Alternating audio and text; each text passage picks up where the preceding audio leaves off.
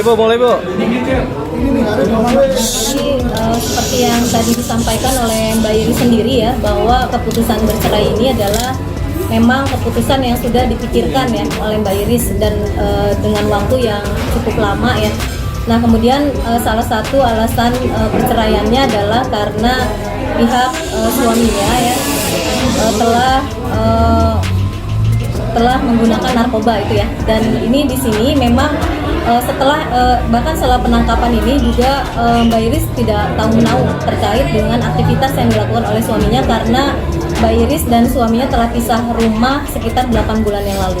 Dan keputusan perceraian ini bukan karena adanya pihak-pihak lain ya yang memberikan motivasi atau dorongan, tidak ada. Ini memang murni dari Mbak Iris sendiri untuk memutuskan bercerai ya, seperti itu.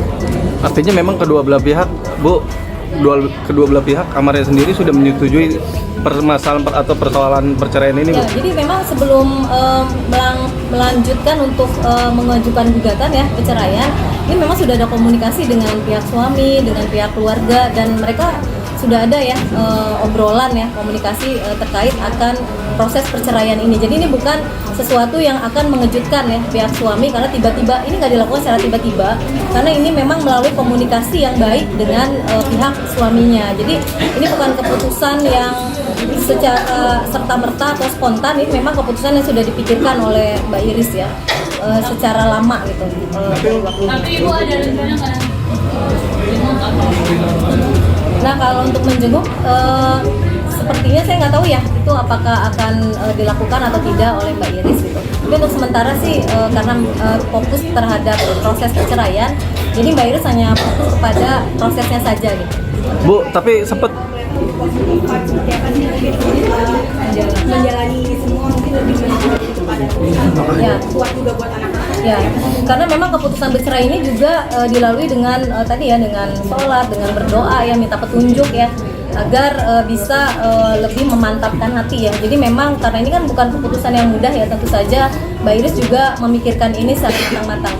Dan kemudian terkait dengan positifnya, jadi dari Mbak Iris sendiri kan memang fokus dengan pekerjaannya ya. Jadi bisa dilihat dari Instagramnya, beliau fokus kerja dan fokus untuk mengurus anak-anak gitu. Bu, sempat Seperti apa sih Bu Kak Mbak Iris sendiri menyikapi 2020? Ya ini pastilah, karena ini kan tadi keputusan yang tidak mudah, ini keputusan yang sangat sulit ya, dan dipikirkannya juga lama oleh Mbak Iris. Tentu saja ini menjadi tahun yang luar biasa yang tidak mudah untuk dijalani ya, karena banyak ujian ya yang menghampiri Mbak Iris, termasuk juga dengan rumah tangganya seperti itu.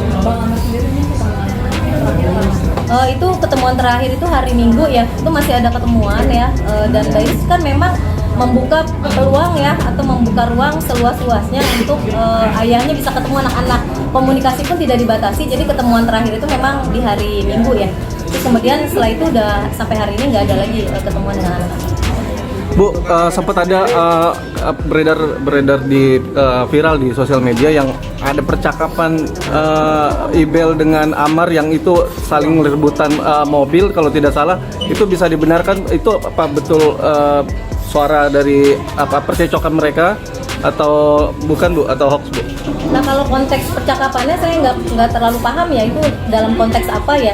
Tetapi kalau di dalam gugatan sendiri memang Mbak Iris sama sekali tidak menuntut harta ya, jadi tidak ada tuntutan terkait harta bersama, dan Mbak Iris juga sekali lagi saya tegaskan tidak menuntut nafkah masa lampau ya, tetapi yang dituntut adalah nafkah untuk anak ya. Jadi Mbak Iris tidak pernah mempermasalahkan finansial dalam keluarga gitu.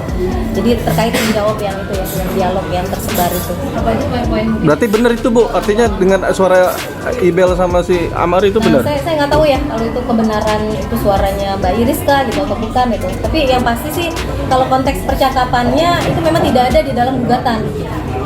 Tidak ada relevansinya ya dengan gugatan. Jadi Mbak Iris memang tidak mengajukan gugatan harta bersama. Oke, isi gugatannya yang pertama adalah tentang perceraian ya, Mbak Iris menuntut perceraian. Terus kemudian yang kedua tentang hak asuh anak ya.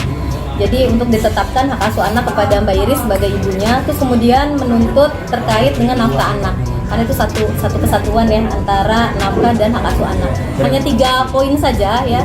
yang dituntut oleh Mbak Iris ya. Jadi selebihnya nggak ada lagi tuntutan apapun termasuk harta. Ya. Pertanyaan terakhir ya Mas. Untuk hartanya itu apa nanti akan per bulan sistemnya atau seperti apa dari Mas sendiri? Kenapa?